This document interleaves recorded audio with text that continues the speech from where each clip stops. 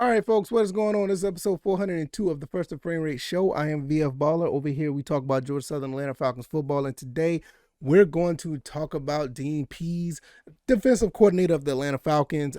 He had a pretty, fiery press conference from what I heard. I mean, I haven't listened to it yet. I think I heard a part of a clip, but before I even got to listening to that clip, I stopped because I said, you know what?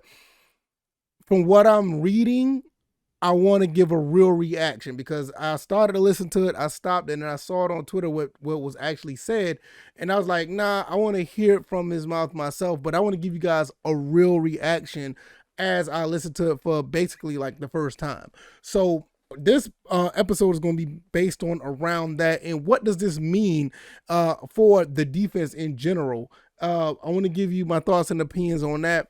Also, if this is your first time here, welcome. We are 400 episodes in, going on to the next 400. This is the First and Frame Rate Show. Like I said, we talk about Georgia Southern Atlanta Falcons football. I am on YouTube and Rumble. I also can be found on the podcast avenues, Anchor, Stitcher, Spotify, Apple, and Google. So if you want to listen to the podcast on those avenues, feel free. It is all there for you to listen to. And I thank everybody who has been listening. I appreciate you guys for your support. And we're just going to keep moving right along. Let's go ahead and get into this. Dean Pease, defensive coordinator of the Atlanta Falcons, did not have much to really work with last season, with it being the first time they're there.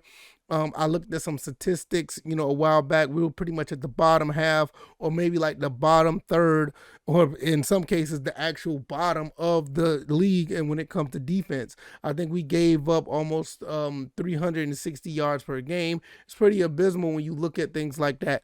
Now in year two, you've seen a lot of transactions that have been made, a lot of guys that are coming in that want to play for the Atlanta Falcons, and you have not only just the head coach, but you have a defensive coordinator that wants to change that culture. And with that being said, I've heard Dean Pease talk about how passionate he is about the defense and what he wants to do. And apparently he made another reference to that in this recent press conference that he had. And we're going to go through this. I'm going to break it down because it looks like based on this video, I see it's like 10 and a half, almost 11 minutes long. So I'm going to listen to it and give you my reactions as we go. So I'm going to put my headphones on. And if you're listening to this or watching, or if you listen to this on the podcast avenue, I actually are going to have the actual, I'm going to actually have the video up as I respond to it. So we're going to get into this and I'm going to give you my thoughts and opinions. And let's go ahead and get into it. Good. I like our competitiveness. I like the way we're playing, practicing hard, fast. Learning the system. We got a lot in 4 days. We've thrown a lot at them. Today was a brand new, everything was new today. Coverage, everything we did today was new. So for the first day, I thought, certainly some mistakes, things to coach off of, but they did it hard, they did it fast, and very competitive. So got no complaints. All right, with that right there, in the beginning, before everything goes, based on the soundbite that we want to reference to that I saw on Twitter, basically, from what he hears, like he's doing things differently. They said they did a new coverage, new scheme, and all this other new stuff. So, remember the episode I did when he said only 60% of the defense was actually ran through the playbook? Now they're doing something different. Maybe the other 40% started to be implemented early. So that's pretty cool to see so far. So, and right now he said he liked what he saw. There's going to be some mess ups, and that's in, all 32 teams are going to go through that during training camp. So it is what it is with that. So, let's go ahead and continue to what he's talking about. Coach Smith thought it was one of the most competitive practices he's experienced since he came here as a head coach. What were your thoughts on it, just with the scuffles and everything? I would say that too, yeah. And then sometimes you're going to get into a few scuffles when stuff starts getting competitive. But that's what you want. You don't want guys sitting back and being passive. It's football. It's a tough-ass sport. And so you want guys that are going to compete and what you want is guys that kind of get their burr up a little bit when you get beat. You don't want somebody like, okay, I got beat, and then come back. You want the guy to come back and fight. And I don't want a fist fight, but you want the guys to come back, and that's what you're looking for and compete. Don't take it. We talked about it before and talked about it a little bit last spring, and defense especially. We're changing a culture around this daggone place. Okay? Okay. It's not going to be Okay. mediocre. It's not going to be average. It's not going to be in the bottom half of the league like it's been 15 out of the last 20 years. I'm gonna stop right there. See, he's already saying that he doesn't want the uh the defense to be in the bottom half of the league. 15 out of 20 years. As much as I've been following the Falcons, I'm not really into the statistics per se. I just like to see what I want to see on the field, and I want results. But our defense have not been like the best. I mean, that's the truth. But for 15 out of the last 15, 20 years, we've been in the bottom half. Something has to change. And Dean Pease wanted to make that change, and he says that the culture is going to change, and he's trying to make that happen. Sick of that crap. We got to take charge, and it ain't going to be anybody else to do it but us. Okay? I'm tired of everybody telling us how bad we are. So after a while, you start believing it. Just like you never tell your children and stuff like, hey, you guys, you get mad at a teacher who says, telling some kid he's stupid, right? You don't ever tell somebody that, because pretty soon they start believing it. Guys around here on defense sometimes believe, hey, 15th is okay or whatever. I've been in the top 10 one time out of the last 20 years. That bullshit's over. Okay? Sorry, I'm getting fired up today, but I'm tired of this crap. We're going to change the culture of the defense around this frickin' place. All right, I'm going to stop right there. He's right.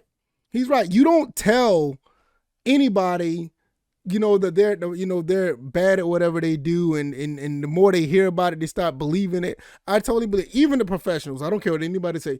If you're a professional player, whatever the case may be, and this is one thing I don't like about like the media in some cases. Especially the local media, sometimes they beat up on their team so bad, and they think, oh, they're professionals. They're not supposed to listen to us. But trust and believe they do. In some cases, they believe that the media is an arm or an extension of the fans. And if the fans think they're bad, they're not going to perform at the highest level. There takes a special breed to really ignore all of the stuff that's been heard that's coming their way negative and still succeed. That's why you see some guys cream rise to the top, because of the fact that they're just that good, because they can ignore all of that. I'm gonna be honest with you. We're human at the end of the day. These guys are human. They're going to listen to it, and if we don't have their back, nobody will. Especially the local media. It's bad enough I don't like to hear about stuff from the media that's outside of the local area. So, but I said this before. The media in Atlanta is almost is negative Nancy than any other sports media I've seen in any other country. Now I know there's other places like Philly and you have other like New York that are just, they just expect a lot better, so they're going to be rough. But some of us are just rough just because they're just so used to being bad. And with the new coaching change and things that are actually being implemented, year 2 of these guys are coming in, they're finally putting their footprint on things. And with that being said, they're going to be able to actually implement what they want. And Dean Pease is telling you this is what he wants. This is what he wants out of his players. This is why they're bringing certain players in, guys that he's familiar with and guys that are just outright better than what we had before. So it's just something to really think about when it comes to that.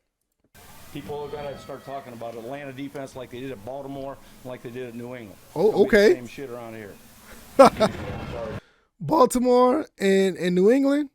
I know you was a part of that organization, and you helped put that together, but that's a tall task. And I'm not saying that it can't be done, but that's a tall task. How do you do that?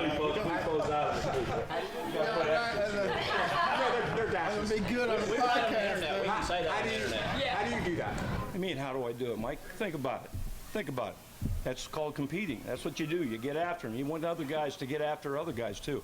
It's a hell of a lot more if it comes from another player than it does from a coach. Coaches are always correcting us. We're just basically negative guys at heart. Right. But when another player gets on you and says you ain't doing your job, our standard here is you're one of 11 people. You just do your job and the other 10 do their job. Usually things are going to work out pretty good. I'm going to stop right there. That is absolutely right. First of all, great players are in most places, especially in football, great players are extension of coaches' ideas and ideology. And if they're able to go out there and be the coach on the field, you're going to get accountability and better play out of everyone else. He's exactly right.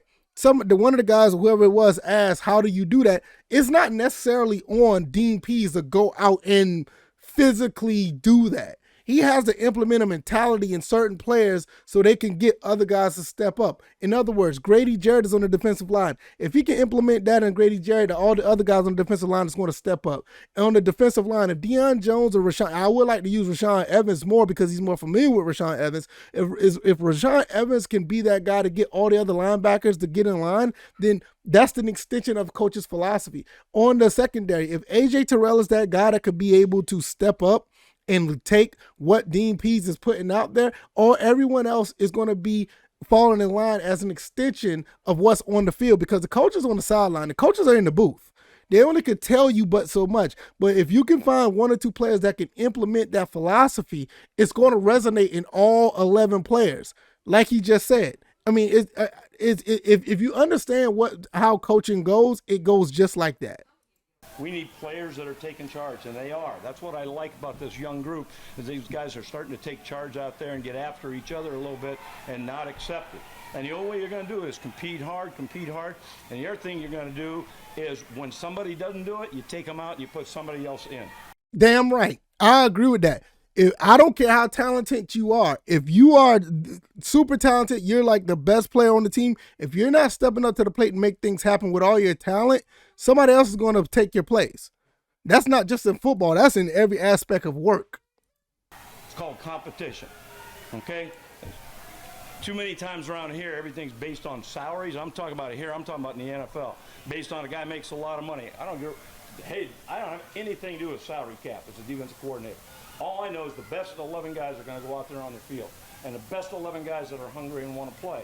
And if one of those guys making a lot of money, tough. Get the hell out. I've done it before. Okay, I took a starter out at Baltimore and put a backup in, and he played the rest of the year. Did I not just say that? I just said that. Like, look, I don't care how well you are. You could be a starter. If you're not stepping up to the plate and doing what you can do, especially with all that talent and all the money you're making, I'm going to take you out and put somebody in who is hungry enough that wants to play. There's nothing wrong with that. And the starter never got back in. I don't really care. Okay, last year I didn't know a hell of a lot about this team. I know a lot more about it right now, and that's how we're going to play defense around here. Nice. Arthur said something yesterday about, talking to the team about the iPhone and all the predictions, the wrong predictions about the iPhone.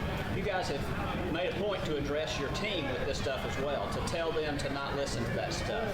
So did you feel like they were hearing it? Did you feel like those... Yeah, that's been Arthur's message in the team meetings most of the time, has been that kind of stuff. And it pertains to both sides of the ball, whatever. You can't, all I can say is, what I'd like to do is see writers that make predictions. If you're wrong, you get fired. Coach does. What? No, I don't think it laps. Coaches get fired when all of a sudden you don't win. So why should you guys be off the hook if your percentage is less than 50%? So I think that would. Personally, this is why I don't like to make predictions. It's not about me not being wrong. I don't like making predictions because I just don't know. Now, when it comes to Georgia Southern, that's a different story. I still think we're going 8-4, but that's another story for another day. Be what I would really like to see going forward. I would like to see that putting. No, I'm just kidding. No, really. The bottom line is that, look, we can't control what everybody else says about us. What you got to do is you got to believe in yourself. I've been there before. Okay, not many times with New England and Baltimore and stuff, but I've been there before, and I've seen it. And what you got to do, and you know what it does? It takes the right people. You want to really talk about it, you really want the truth, it takes the right players to do it. You got to take guys that won't take it. I will not tolerate this. I won't take it. And if you can't, you got to find those players. Those are the kind of guys. There's so many times, and I hate to always kind of give you some past history and stuff. This is about, I already know where he's about to go with this, and this is going to be good. You got, like I said, you got to have players that's going to be an extension of the coach that do not want to lose or do not want to be out of place on the field, who do not want to be in a position where to make the defense look bad. You got to have those players. The coaches can't do it all. You just can't bring a good coach in and just let things happen. A good coach is going to make other players be good. That's just how it goes. But there's so many times I've never, if a coach has to raise his voice to get guys jacked up on defense, we ain't good enough. Right. It ain't about us giving a pep talk. Bill Belichick never gives a pep talk before the game. Nothing. And he used to always say, if it takes that before a game to get you ready, I'm going to get you ready during the week. You ought to be ready come Sunday. Okay? Right. He doesn't give pep talks. Right. Saban doesn't give really pep talks. The guys I've worked for. Okay, it's players that got to get ready, and that's what we're trying to do. We're trying to change a culture, trying to bring players in here that got that kind of attitude. Whether they're the fastest guys or not, I think we're a lot faster than we were a year ago. Whether it's all based on that, it isn't based on that. It's based on being a football player. Okay, we get too caught. Some guys get too caught up in height, weight, speed, vertical, all this kind of stuff. I'm gonna stop him right there real quick. He's exactly right. First of all, like I said, a good coach, you just can't bring them in and just let it happen. A good coach is going to get these other guys in here and the guys that he want on his team. Like I said, he wanted a Rashad Evans. You know what I'm saying? Casey Hayward, I'm pretty sure he wanted Casey Hayward as well. You know, all these other guys that are coming in, he wanted Lorenzo Carter. I'm pretty sure he had a say in everything that came in here. Everybody who came in that he won on his defense. Arnold Ebiketie, I'm pretty sure that he wanted that guy to be drafted. Troy Anderson was another guy. These are guys that he wanted. So when he bring those guys come in and they're going to be, you know, the extension of what his philosophy is, those are the guys that you bring in. You don't need to tell them or pep talk them or hype them up. They're already bona fide football players that's going to be that guy regardless. Long arms, all that stuff. I had James Harrison in college. Nobody wanted his ass. Why? 5'11", short arms. Pretty good career. What do you think? Yeah. You know why? Because he was a nasty, tough football player that loved to play. Right. That's what you have. That's what we got to have here, and that's how we change it. You change it with players and attitude. I wonder if I need to continue to go on with this. We're already 6 minutes in, and I think I got the point across on this. This clip goes on for another 4.5 minutes. And I really don't need to go any further with that because, I mean, we're already, you know, a little bit around the time where I usually close out the podcast. But you kind of get an idea of what's going on there with Dean Pease. Fired up Dean Pease has exactly the attitude that the Falcons need. And he can't do it by himself. Arthur Smith can't do it by himself. To be honest with you, when Matt Ryan was here, he tried his best, but he couldn't do it by himself. You got to have guys, at least two players, and I'm just saying, you need at least two players on both sides of the ball, and maybe one person on the special teams that can only be an extension of the coach. It's going to be an extension of the philosophy that they're putting out there. It's not about just, hey, I need to execute what they say. It's like, look, I need to execute what they say, and I need to have the vision to see what everybody else is doing so I can tell them, like he said, guys is not going to take it. Hey, I'm going to get on my teammate because he's not doing the right thing. I need you to do this, this, and this. And some teammates not going to be receptive to that, but the great teams have those type of players. The great teams have those type of players. And I'm going to be honest with you, you want to know something? And I don't know how y'all going to take this, but y'all want to know something? The Falcons that went to the Super Bowl that lost to the Patriots, the 28-3 game, we did not have that type of player. We did not have those players. You have to understand that year we had probably like 6 or 7 guys that was their first or second year on the team. We didn't have those type of players on defense to say, hey, this stops now when the Patriots was coming back. Basically all they needed was one stop at some time. At some time in the fourth quarter, all they needed was one stop, and they did not have a player to stop the bleeding or to step up and get into other guys' faces on defense to say, hey, this ends now. We didn't have that one player that was an extension of the coach's philosophy. Now, I'm not saying nothing really hyped up about Dan Quinn, but Dan Quinn did everything that he was supposed to do defensively for that team to win, except for having a player that Dean Pease is talking about. Having one or two players on the team that Dean Pease is talking about, that they're not going to take it. We're up by 25. We're not about to have this happen. There was not one person on defense that was able to do that. And that's one of the main reasons why we lost that Super Bowl. Yeah, we could talk about Devontae Freeman. Yeah, okay. But we did not have anybody on defense to stop what was going on. Now, I expect the defense to be better this year. I expect the offense to be better. There's already rumblings to say that this team looks damn good in training camp. One thing I don't see a lot of people that are reporting negative stuff about going on in training camp. I will say that. There's nobody countering that argument, but there are some people that have blue check marks on Twitter that use and run with the Falcons' name in some form of fashion, talking bad about what this man just said in his press conference. And this is go back to what I'm telling you. Some cases you can't even listen to some of the people that are in the national news about the Falcons. Most cases, or I ain't gonna say most, but in some cases that applies to the local media as well.